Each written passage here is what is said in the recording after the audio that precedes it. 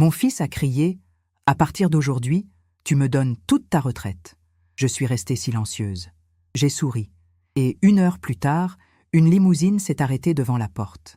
Quand il a vu qui était venu me chercher, il a compris que cette femme qu'il croyait avoir dans la main depuis des années n'avait jamais été celle qu'il pensait. Mais ce jour-là n'est pas le début de cette histoire. C'est seulement le moment où le rideau s'est levé. Je m'appelle Marguerite Fontenay. J'ai 69 ans. Je suis née à Clermont-Ferrand. J'ai vécu à Lyon pendant 22 ans et j'habite aujourd'hui dans le 11e arrondissement de Paris, dans un appartement de 62 mètres carrés qui m'appartient entièrement, qui porte mon nom sur l'acte notarié et dont personne au monde n'a les clés, sauf moi et ma voisine Colette, 82 ans, qui arrose mes plantes quand je voyage. Ce que je vais vous raconter, je ne l'ai jamais raconté en entier. Pas à mes amis. Pas à mon frère Henri. Pas même à maître Sylvie Bertrand, mon avocate, qui pourtant connaît les pièces du dossier mieux que moi. Parce qu'un dossier, c'est des faits. Ce que je vais vous raconter, c'est la vie qui se cache derrière les faits. Les nuits où je n'arrivais pas à dormir. Les matins où je me levais et où je souriais dans le miroir de la salle de bain pour m'entraîner à ne rien laisser paraître. Les moments où je regardais mon fils Théodore me mentir en face et où je pensais, très froidement, « Encore quelques semaines, Marguerite. Encore quelques semaines. Si vous êtes en train de regarder cette vidéo, c'est peut-être que vous connaissez ce sentiment. Pas forcément la même situation. Mais ce sentiment d'être devenu invisible dans votre propre vie. D'être traité comme un meuble qu'on déplace selon la convenance des autres. D'avoir tout donné et de voir ce tout être utilisé comme levier pour vous écraser davantage. Alors, restez avec moi. Parce que cette histoire ne finit pas par une femme brisée. Elle finit par une femme libre. Il faut que je vous parle d'abord de Kevin Marcellin. Ce nom, aujourd'hui, je peux le prononcer sans que mes mains tremblent. Ce n'était pas toujours le cas. Kevin Marcellin, 44 ans à l'époque des faits, commercial dans une entreprise de négoce de matériaux de construction, beau parleur, toujours bien habillé, le genre d'homme qui sait exactement quel vin commander pour impressionner et qui est capable de vous regarder dans les yeux en souriant tout en cherchant votre point faible. Mon fils Théodore l'a ramené à la maison pour la première fois en octobre 2018, lors d'un dimanche à déjeuner. Théodore avait 36 ans. Kevin était son associé dans un projet immobilier dont Théodore me parlait depuis des mois, avec des étoiles dans les yeux.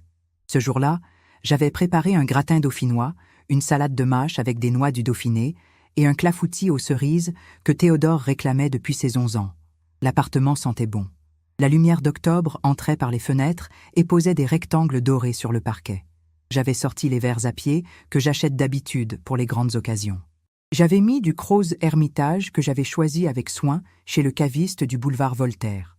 Kevin Marcellin est entré dans mon appartement, a regardé autour de lui avec l'air de quelqu'un qui évalue une propriété et m'a dit « C'est charmant chez vous, Madame Fontenay.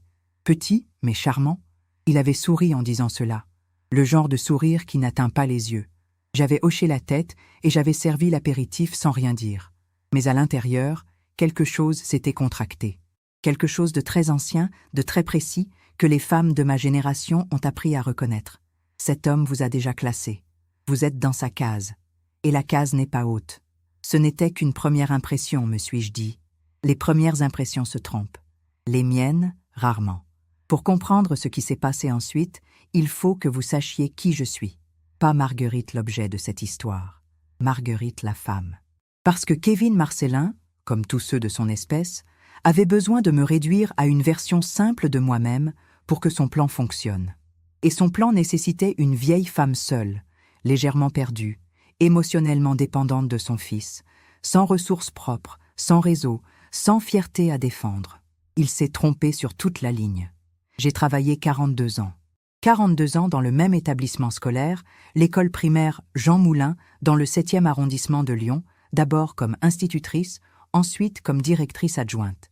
J'ai cotisé 168 trimestres à la sécurité sociale. Je touche aujourd'hui une retraite de 1 740 € net par mois. Ce n'est pas une fortune, c'est une dignité. Chaque euro de cette retraite représente un matin à 5h45, un manteau mis dans l'obscurité, un métro pris sous la pluie de novembre, 28 enfants auxquels j'ai appris à lire, à compter, à ne pas avoir peur des mots. Quant à mon appartement du 11e arrondissement, Je l'ai acheté en 2003 avec l'argent de la vente de notre maison de Lyon après le décès de mon mari Robert, et avec les économies que j'avais accumulées pendant 20 ans de double emploi. Je dis double emploi parce que pendant les années où Théodore était encore à l'école, je donnais aussi des cours particuliers le mercredi et le samedi matin. Robert est mort en 2002 d'un infarctus. Il avait 57 ans. Ce sont ces choses-là qui vous apprennent que rien n'est garanti, que tout ce que vous voulez avoir dans la vie, il faut l'avoir maintenu par vos propres forces. J'ai donc acheté cet appartement seul, sans aide, sans dette. 182 000 € en 2003. Aujourd'hui, il est estimé entre 360 000 et 380 000 € selon les agents immobiliers qui passent régulièrement des flyers dans les boîtes aux lettres de l'immeuble. C'est cet appartement que Kevin Marcellin voulait. Il ne l'a pas dit tout de suite, bien sûr.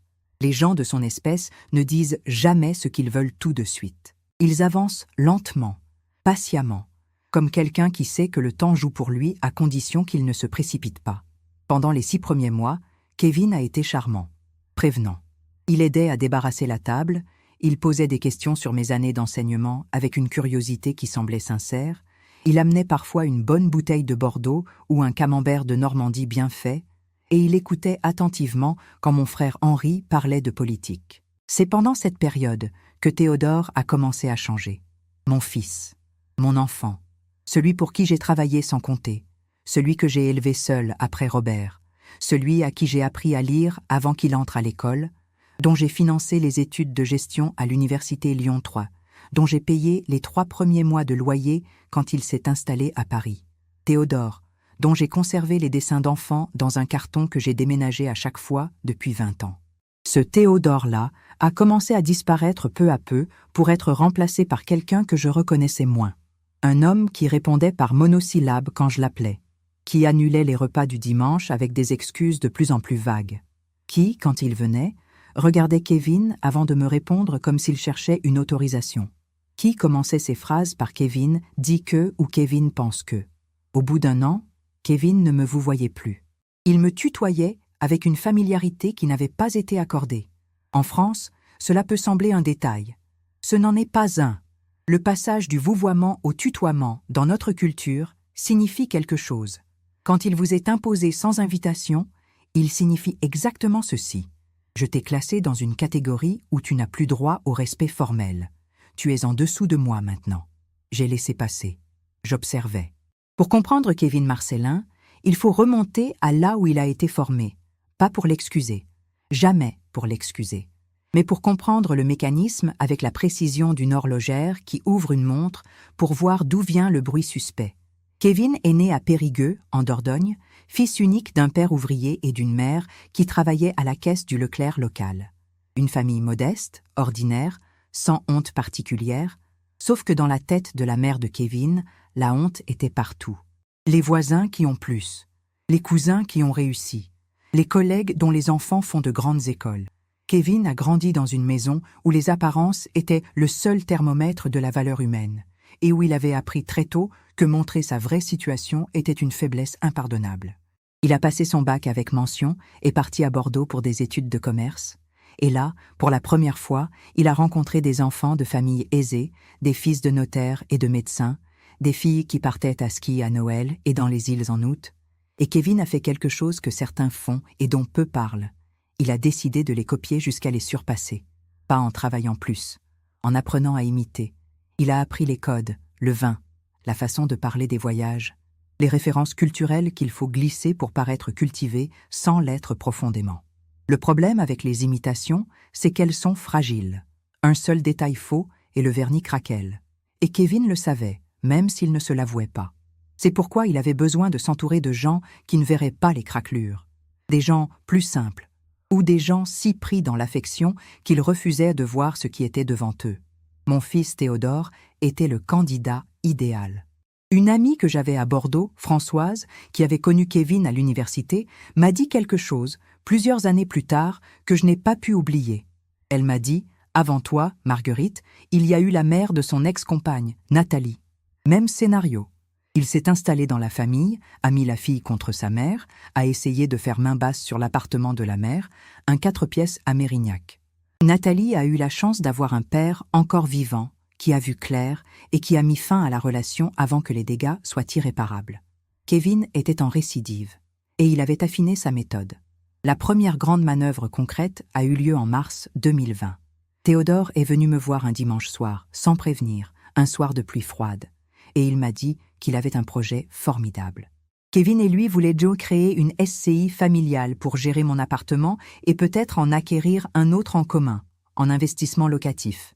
Théodore m'expliquait les avantages fiscaux avec les mots de Kevin dans la bouche.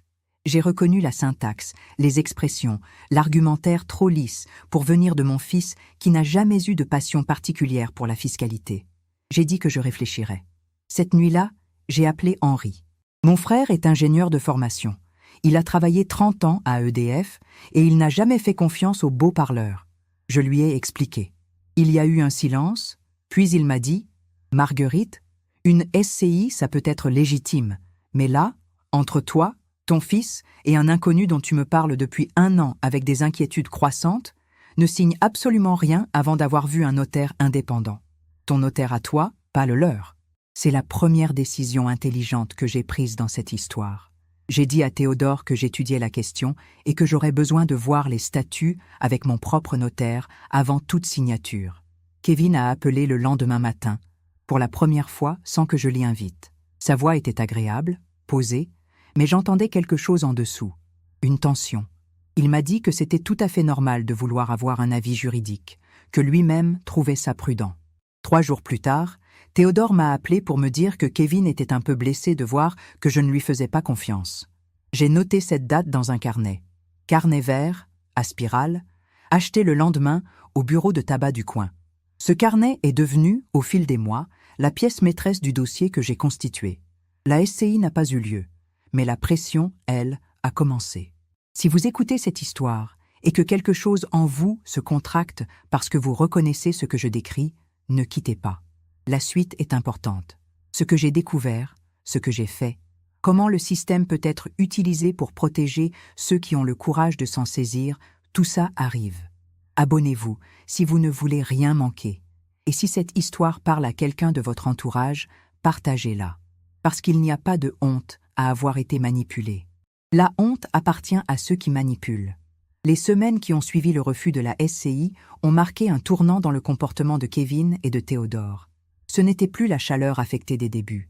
C'était quelque chose de plus froid, de plus calculé, qui progressait par petits pas, comme l'eau qui infiltre les murs d'une vieille maison. On ne voit pas les dégâts avant qu'il soit trop tard si on ne fait pas attention. D'abord, les repas du dimanche ont commencé à disparaître. Théodore annulait, souvent la veille, parfois le matin même, avec des raisons de plus en plus courtes. On a quelque chose de prévu. On rentre de voyage, on est fatigué. Plus tard, peut-être la semaine prochaine. Quand je lui demandais si tout allait bien, il disait « Oui, oui, t'inquiète pas maman, tout va bien ». Mais sa voix avait la texture du carton mouillé.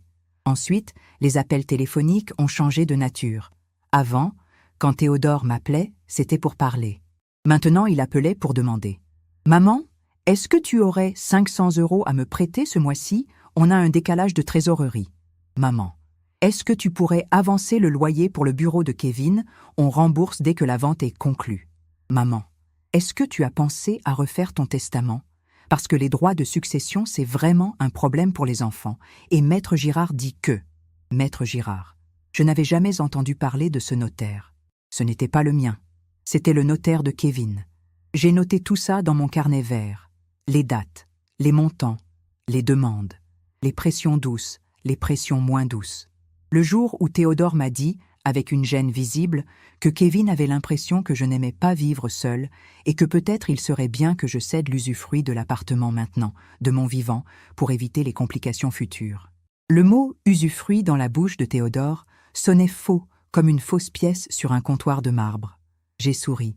J'ai dit que j'y penserais. Et pendant ce temps, j'écoutais, j'observais, je collectais. Ce que peu de gens savent sur les femmes de ma génération, les femmes nées dans les années 50, élevées à l'école de la retenue et du sacrifice, c'est que beaucoup d'entre nous ont développé, à force de ne pas pouvoir dire ce qu'on pensait, une capacité d'observation qui frôle le prodige. On lit les silences, on entend ce que les gens ne disent pas. On sait, depuis longtemps, que les informations importantes ne sont jamais dans les mots. Elles sont dans le moment choisi pour les dire, dans l'hésitation avant une phrase, dans la façon dont quelqu'un regarde ailleurs quand il répond à une question directe. Je regardais Kevin depuis le début, et je commençais à voir quelque chose que je n'avais pas vu complètement au départ, la fatigue du personnage qu'il jouait. Quand un homme comme lui, habitué à contrôler l'image qu'il projette, rencontre un obstacle, mon refus de la SCI, mes questions prudentes, ma résistance tranquille, quelque chose se fissure dans la maîtrise, des micro-expressions. Un ton qui monte d'un demi-ton de trop. Une phrase terminée trop vite pour être anodine. En septembre 2020, il y a eu un incident que j'ai consigné dans le carnet vert avec une précision particulière parce que c'est ce soir-là que j'ai compris exactement qui était Kevin Marcellin. Théodore m'avait invité à dîner chez eux. Un 3 pièces qu'ils louaient ensemble dans le 20e arrondissement, rue de la Bidassoa, 1450 € par mois, dont je payais une partie sans qu'on me le demande formellement, mais avec une pression permanente. Je suis arrivée à 19h30 avec une tarte aux pommes que j'avais faite moi-même et un Sancerre que j'aime. Kevin était au téléphone dans le couloir. Il ne m'a pas entendu entrer tout de suite, et j'ai entendu. Ce n'était pas une écoute volontaire. C'était simplement une femme qui entre dans un appartement et qui entend quelqu'un au téléphone dire, avec une douceur très spéciale, « Non, écoute, elle va finir par céder. Les vieilles finissent toujours par céder quand elles ont peur d'être seules. Il faut juste continuer à jouer le jeu encore quelques mois. » Il y a eu un silence, un craquement du parquet sous mes pieds. Kevin s'est retourné. Nos regards se sont croisés. Il n'a pas rougi. Je le lui accorde. Il n'a pas bafouillé ni cherché une excuse. Il a juste raccroché calmement et m'a dit « Marguerite, bonsoir, tu aurais dû sonner. » Il souriait. Je lui ai rendu son sourire. J'ai posé la tarte sur le comptoir de la cuisine. J'ai sorti le Sancerre de mon sac. Et dans ma tête, j'ai fermé une porte. Définitivement. Ce soir-là, j'ai mangé le dîner que Théodore avait préparé, j'ai bu un verre de vin, j'ai parlé de choses ordinaires. Je suis rentrée en métro, ligne 9, changement à République. Et une fois chez moi, avant de me coucher, j'ai ouvert le carnet vert et j'ai écrit ces mots exacts. Ce soir, j'ai entendu ce dont j'avais besoin. Maintenant, le plan commence vraiment. Depuis octobre 2019, j'avais déjà pris quelques précautions discrètes. J'avais révoqué la procuration générale que j'avais donnée à Théodore en 2016 pour qu'il puisse gérer certains de mes dossiers administratifs en cas d'absence prolongée. Cette révocation avait été enregistrée par mon notaire, maître Albertine Lecomte, dans le 4e arrondissement, rue du Temple, que je connaissais depuis que j'avais acheté l'appartement. Maître Lecomte, 60 ans, les cheveux courts et blancs, une précision absolue dans le choix de ses mots, m'avait regardé avec quelque chose qui ressemblait à de l'approbation quand je lui avais expliqué ma situation. Elle m'avait dit « Madame Fontenay, vous faites exactement ce qu'il faut. Continuez à documenter et surtout, n'en parlez à personne dans votre entourage immédiat. » J'avais aussi, discrètement, rencontré une avocate. Maître Sylvie Bertrand, spécialisée en droit de la famille et en protection des personnes vulnérables, cabinet dans le 9e arrondissement, boulevard Haussmann, un bureau au 2e étage d'un immeuble haussmannien avec vue sur les toits en zinc. Notre première rencontre a duré 1h30. Quand je suis sortie ce soir-là, dans l'air frais de novembre, j'ai eu pour la première fois depuis des mois l'impression de respirer normalement. Maître Bertrand m'avait expliqué les outils disponibles. L'action en récision pour abus de confiance. La plainte pour faux et usage de faux si les documents signés s'avéraient falsifiés. La procédure de tutelle et de curatelle qui peut être activée par une famille mal intentionnée et comment s'en prémunir en anticipant. La donation entre vifs extorqués et les conditions dans lesquelles elle peut être annulée par voie judiciaire. Elle m'avait aussi dit « Les femmes dans votre situation ont souvent le réflexe d'attendre que tout soit parfait avant d'agir. Ne l'attendez pas. Agissez quand vous avez assez, pas quand vous avez tout. » J'ai eu assez en décembre 2020. C'est à ce moment que j'ai découvert quelque chose que je n'attendais pas, ou plutôt que je n'avais pas encore pu mesurer dans toute son étendue. En faisant le tour de mes documents financiers, extraits de compte, relevés de la caisse d'épargne où j'ai mon compte courant, relevés du livret A et du PL, j'ai trouvé une anomalie. 2 virements de 1 200 € chacun, effectués en août et septembre 2020, à destination d'un compte dont je ne reconnaissais pas le numéro. Les virements portaient ma signature électronique. Je n'avais pas fait ces virements. J'ai attendu d'être certaine avant de faire quoi que ce soit. Certaine, pas sûre à 80%, certaine. J'ai commandé les relevés complets sur 18 mois auprès de la Caisse d'épargne, en me présentant en agence, boulevard Beaumarchais. La conseillère, une femme d'une quarantaine d'années aux lunettes rondes, avait eu un air légèrement gêné quand j'avais posé mes questions, ce qui m'avait confirmé qu'il y avait quelque chose à voir. J'ai trouvé au total 7 virements sur 18 mois, 4 800 €. Le compte destinataire était au nom d'une société que je ne connaissais pas, M&K Conseil. M pour Marcellin, très probablement, K pour Kevin. Société enregistrée au registre du commerce en janvier 2020, 3 mois avant la tentative de la SCI. 2 associés. Le second associé était mon fils. Cette nuit-là, c'était un mardi de décembre. Il gelait dehors. La fenêtre de ma chambre était couverte de buée à l'intérieur et le radiateur faisait son bruit habituel de métal qui se dilate. Je me suis assise dans le fauteuil du salon, avec les documents étalés sur la table basse, et j'ai fait quelque chose que je n'avais pas fait depuis la mort de Robert. J'ai pleuré. Vraiment pleuré. Pas de larmes polies. Des larmes qui font mal quelque part derrière le sternum.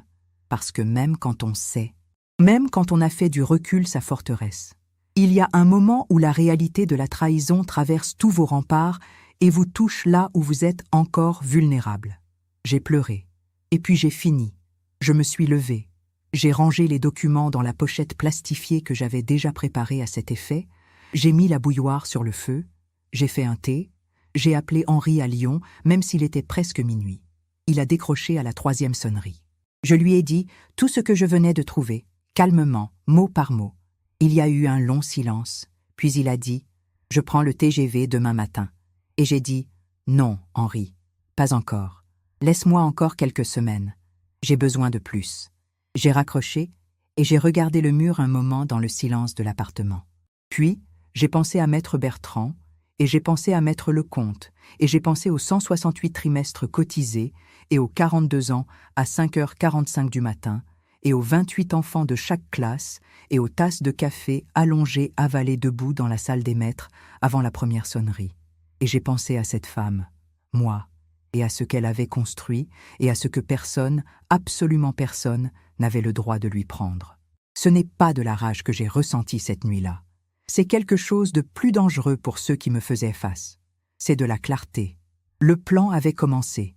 Il était temps d'accélérer. En janvier 2021, Maître Bertrand m'a mise en contact avec un huissier de justice, Maître François d'Auvergne, dont le cabinet était dans le 11e arrondissement à 5 minutes de chez moi. Je lui ai confié 2 missions précises. La première, faire un constat officiel de l'état de mes documents et de l'appartement. Inventaire, état des lieux, présence de clés en double dont je n'avais pas connaissance. Kevin avait, à un moment, insisté pour garder un double des clés pour les urgences, m'avait-il dit. Et Théodore avait relayé cette demande comme si c'était la chose la plus normale du monde. Je n'avais pas accordé ce double. Mais je voulais en avoir la preuve documentée.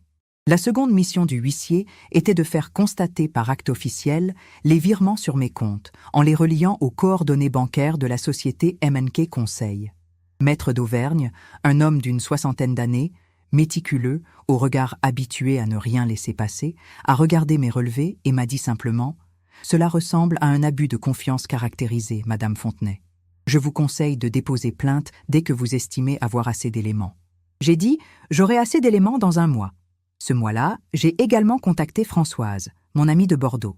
Françoise connaissait Kevin depuis l'université. Je lui ai demandé si elle savait ce qu'était devenue Nathalie, l'ex-compagne dont elle m'avait parlé. Françoise a mis 2 jours à me rappeler. Quand elle l'a fait, sa voix avait quelque chose de grave. Elle m'a dit « Nathalie habite à Biarritz maintenant. Elle a accepté de te parler. » J'ai appelé Nathalie Cassagne-Morin un vendredi soir. Elle avait 41 ans, une voix posée, et elle m'a raconté en moins de 20 minutes exactement ce que j'avais vécu. L'entrée progressive dans la famille, l'isolement de la mère, la tentative de mettre la main sur le patrimoine immobilier, les virements discrets, la pression sur le fils. La seule différence était que dans son cas, le père était encore vivant et avait coupé court avant que les dégâts soient irréparables. Elle m'a dit « Si vous avez les preuves, Madame Fontenay, allez-y, ne reculez pas. » Et elle a accepté de fournir un témoignage écrit si Maître Bertrand en avait besoin.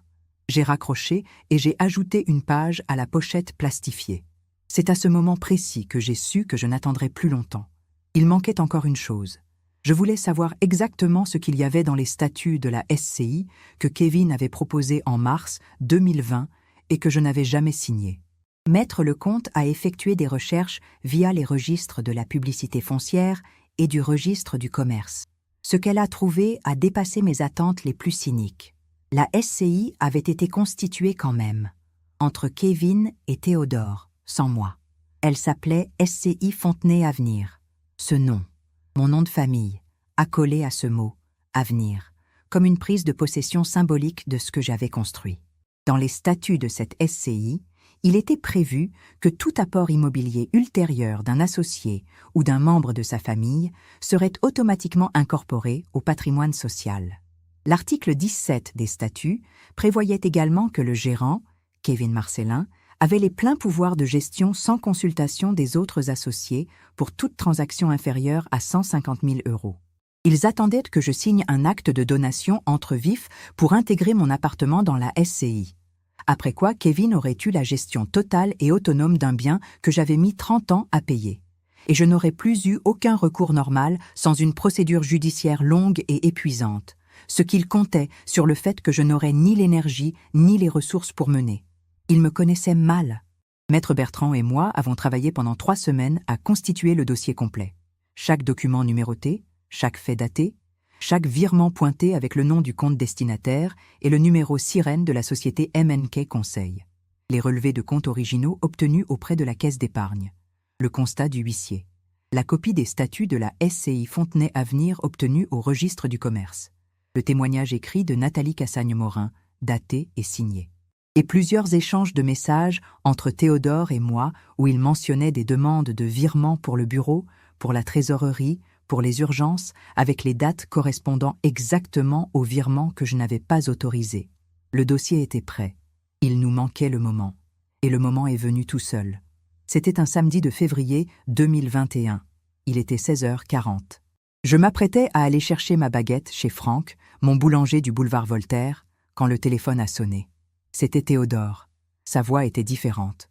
Tendue, mais avec quelque chose d'autre en dessous. Une dureté que je n'avais jamais entendue chez lui, et que je reconnaissais pourtant parce qu'elle sonnait comme Kevin. Il a dit « Maman, il faut qu'on parle. Kevin et moi avons pris une décision. Tu dois signer les documents pour la SCI ce mois-ci. Et on a besoin que tu modifies ton testament pour inclure les dispositions dont on t'a parlé. Si tu ne le fais pas, on sera obligé de prendre des mesures pour ta protection. Pour ta protection. » Ces 3 mots. J'ai fermé les yeux une seconde, puis je les ai rouverts. J'ai dit « Très bien Théodore, venez dimanche, on parlera. » Dimanche à midi, Théodore et Kevin sont arrivés. Kevin avait une chemise repassée. Il tenait un dossier sous le bras. Il y avait dedans, je le comprendrai bientôt, une version des statuts de la SCI avec une page pour ma signature, un projet de testament préparé par Maître Girard, et un document qu'il appelait une reconnaissance de dette que j'aurais, selon lui, signé en octobre 2019 pour un prêt de 8 000 € que je lui aurais fait.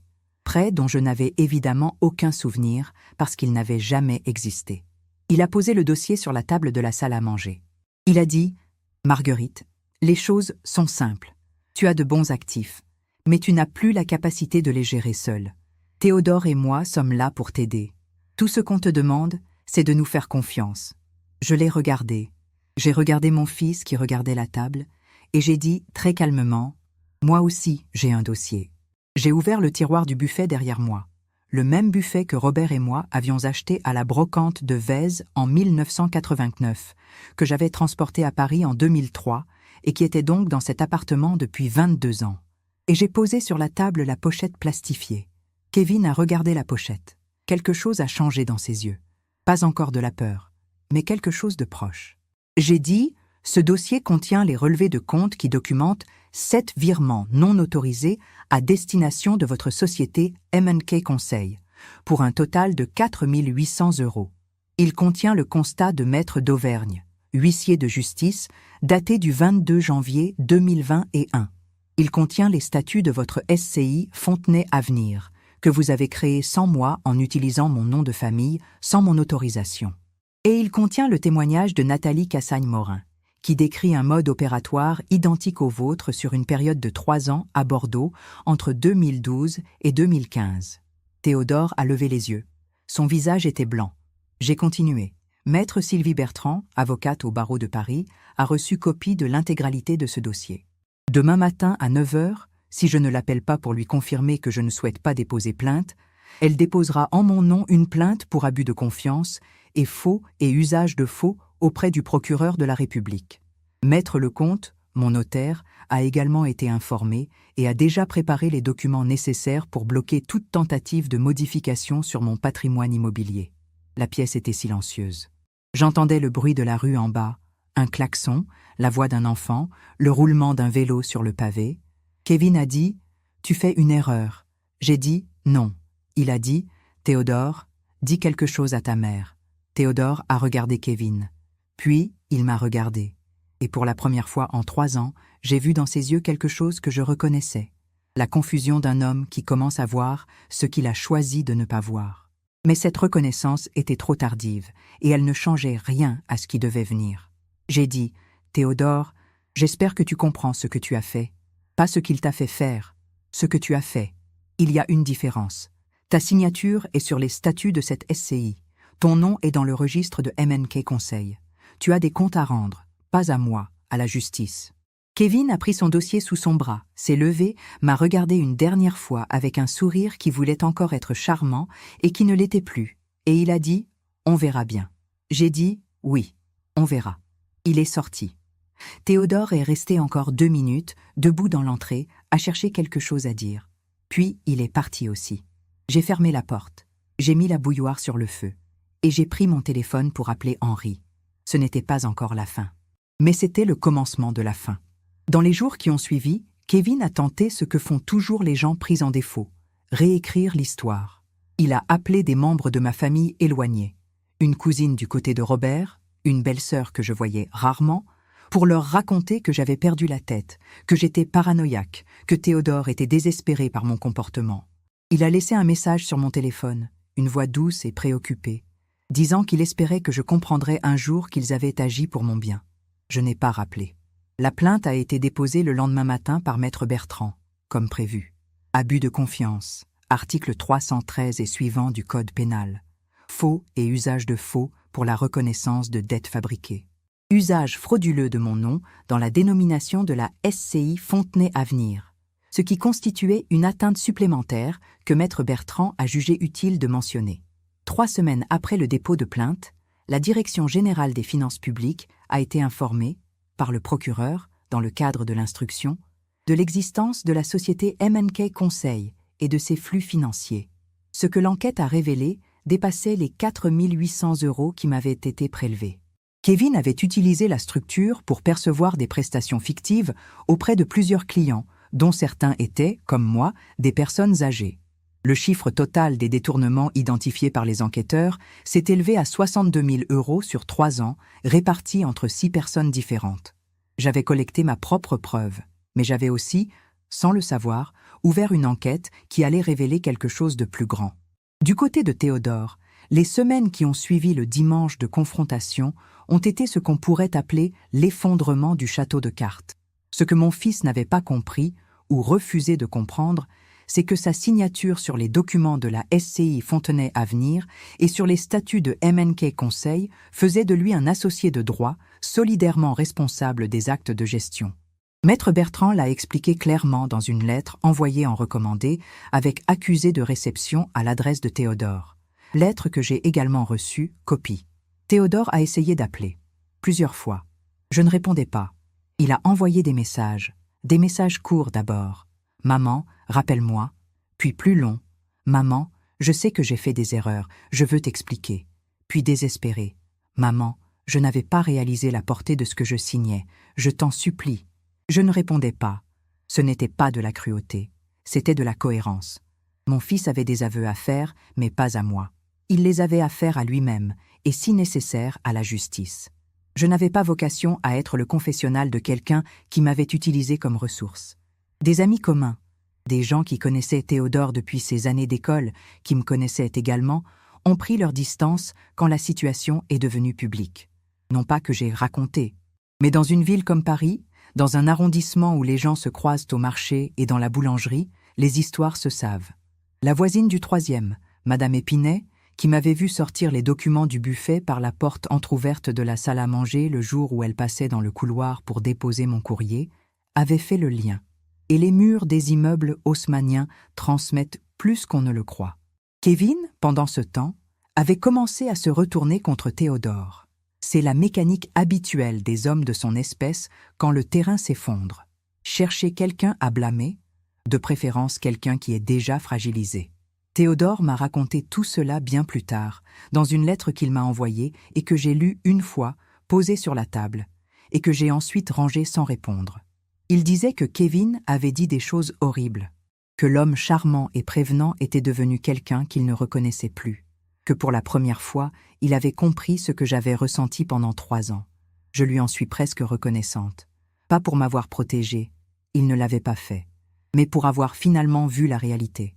C'est mieux que rien. Ce n'est pas assez, mais c'est mieux que rien. La procédure devant le tribunal judiciaire de Paris a duré 9 mois. 9 mois pendant lesquels j'ai continué ma vie avec une régularité presque ostentatoire. Maître Bertrand gérait le dossier.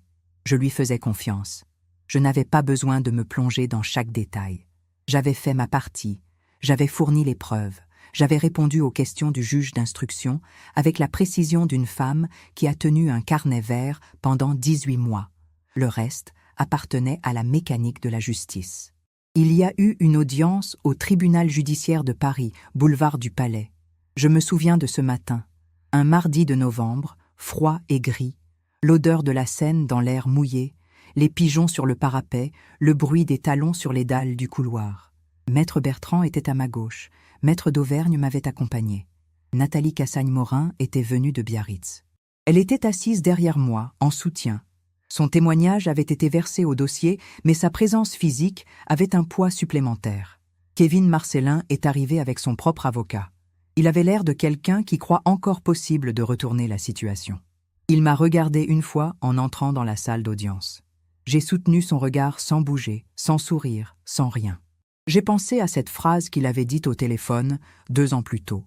Les vieilles finissent toujours par céder. J'ai pensé à ma baguette du matin chez Franck, à mon café allongé, à mes 168 trimestres, à la lumière d'octobre sur le parquet de mon salon. Et j'ai pensé, non. L'audience a duré 3 heures. Maître Bertrand a présenté chaque pièce avec une clarté qui ne laissait aucun espace à l'interprétation. Les virements, les statuts, la société fictive. Le témoignage de Nathalie. Les extraits de messages entre Théodore et Kevin, légalement obtenus dans le cadre de l'instruction, dans lesquels Kevin décrivait explicitement la stratégie pour me faire signer la donation entre vifs. Chaque document numéroté, chaque euro compté, chaque date vérifiable. L'avocat de Kevin a tenté plusieurs angles de défense. Il a dit que les virements étaient des remboursements de services rendus. Maître Bertrand a présenté l'absence totale de contrat ou de facture. Il a dit que la SCI avait été créée avec mes intérêts à l'esprit. Maître Bertrand a lu à voix haute l'article 17 des statuts sur les pleins pouvoirs du gérant. Il a dit que Kevin était victime d'une femme paranoïaque cherchant à détruire la famille de son fils. Le tribunal n'a pas retenu cette dernière version. Kevin Marcellin a été condamné pour abus de confiance en application de l'article 313-1 du Code pénal, pour faux et usage de faux, et pour usage frauduleux d'une dénomination sociale incorporant le nom patronymique d'un tiers sans son consentement. La peine prononcée, 18 mois d'emprisonnement avec sursis, obligation de restitution de la totalité des sommes détournées sur l'ensemble des victimes identifiées, 62 000 €, interdiction d'exercer toute activité de gestion ou d'administration de société pendant 5 ans, et mention au casier judiciaire. La SCI Fontenay Avenir a été dissoute d'office. La société MNK Conseil a été liquidée par décision du tribunal de commerce. Les biens de Kevin ont fait l'objet de mesures conservatoires. Son compte bancaire au Crédit Agricole bloqué, sa voiture saisie par le huissier, ses parts dans plusieurs sociétés gelées dans l'attente du recouvrement total des dommages-intérêts. Sa réputation professionnelle, elle, s'est effondrée d'elle-même. Dans le milieu du négoce de matériaux de construction où il travaillait, le réseau est étroit et la nouvelle s'est répandue avec la vitesse propre au milieu où tout le monde se connaît. Son employeur l'a licencié pour faute grave dans les semaines qui ont suivi le jugement. Ses clients ont disparu. Les gens qu'il appelait ses amis ont pris leur distance avec la précision des gens qui savent reconnaître un bateau en train de couler. Théodore, lui, a dû rembourser solidairement une partie des sommes détournées du fait de sa qualité d'associé dans M&K Conseil. Sa contribution a été fixée à 12 000 € par le tribunal, compte tenu des éléments plaidants pour une implication moins directe que celle de Kevin, mais réelle et documentée. Sa signature était là. Elle l'avait mis là. Ce n'était pas de la malchance. C'était le résultat de choix. Il a également perdu le bénéfice des dispositions testamentaires que j'avais rédigées en sa faveur en 2010. En mars 2021, j'avais signé avec Maître Lecomte un nouveau testament dans lequel mon appartement, mes économies et l'ensemble de mon patrimoine sont destinés à une fondation que j'ai créée pour financer des bourses d'études pour les enfants d'enseignants, en mémoire de Robert, qui avait lui aussi enseigné pendant 20 ans avant de changer de carrière. La fondation s'appelle Fondation Fontenay-Berthelot, Berthelot étant le nom de jeune fille de ma mère. Théodore est au courant. Il a reçu copie du testament par lettre recommandée avec accusé de réception, comme le veut la procédure. Je n'ai pas eu de nouvelles de sa réaction. Je n'en ai pas cherché. Aujourd'hui, je me lève le matin et je prépare mon café allongé sans que le téléphone que j'attends avec crainte ne sonne. Il sonne parfois. Henri, qui appelle tous les mercredis soirs depuis Lyon. Monique, mon amie de 40 ans, qui vit maintenant à Montpellier et avec qui je suis allée visiter Sète le printemps dernier pour la première fois. Et nous avons mangé une tielle de crabe dans un café du port face à la mer en regardant les bateaux et en riant comme des femmes qui ont survécu à quelque chose et qui en sont fières. La boulangère Franck, qui ne sait pas toute l'histoire, mais qui a remarqué, quand je suis revenue dans sa boutique après quelques semaines d'absence, que j'avais une façon différente de tenir mes épaules. Plus droite, a-t-il dit. Vous semblez bien, Madame Fontenay. J'ai dit, je le suis, Franck. J'ai repris les cours de peinture que j'avais abandonnés en 2017 parce que Kevin avait dit une fois, avec ce sourire particulier, que c'était mignon, la peinture, pour les retraités qui ne savent pas quoi faire de leur temps. Je peins mal, je m'en moque. Je peins des vues de fenêtres, des marchés, des gens qui boivent un café. Je peins la lumière de novembre sur les toits de zinc que je vois depuis ma fenêtre du 11e. Je peins les choses qui m'appartiennent. Je marche le dimanche avec un groupe de randonnée qui part tous les 1er et 3e dimanches du mois depuis la gare de Lyon, parfois en Île-de-France, parfois en Bourgogne, une fois dans le Luberon en octobre dernier où les lavandes finissant leur saison laissaient encore un parfum lourd dans l'air du matin. Dans ce groupe, il y a une femme qui s'appelle Danielle, 65 ans, infirmière à la retraite, et un homme qui s'appelle Gérard, 68 ans, ancien professeur de mathématiques. Daniel et Gérard sont devenus mes amis réels. Pas des amis de façade comme le monde en fabrique, mais des gens avec qui je peux dîner en silence sans que ce soit gênant. Des gens qui n'ont pas besoin de me connaître entièrement pour me respecter. Je ne cherche pas à savoir ce que fait Théodore. Je l'ai porté pendant 39 ans. Je lui ai donné ce que j'avais. Il a fait ses choix. Ses choix ont des conséquences qui lui appartiennent. Il a 39 ans, il a 2 mains, une tête, et les ressources pour reconstruire sa vie sur des bases moins compromises. Ce qu'il en fait ne me regarde plus. Il m'arrive parfois, le soir, de me demander si j'aurais pu voir plus tôt, si j'aurais dû agir plus vite, si j'ai attendu trop longtemps par amour, par espoir que les choses se règlent d'elles-mêmes. La réponse est oui, sans doute. Mais je n'y reviens pas longtemps. Ce qui m'intéresse, c'est ce que je fais maintenant, pas ce que j'aurais pu faire autrement. Ce que j'ai appris, je veux vous le dire clairement. J'ai appris que la dignité n'est pas quelque chose qu'on perd une fois. C'est quelque chose qu'on peut reprendre, à condition de décider de le faire. Et cette décision, elle n'a pas d'âge.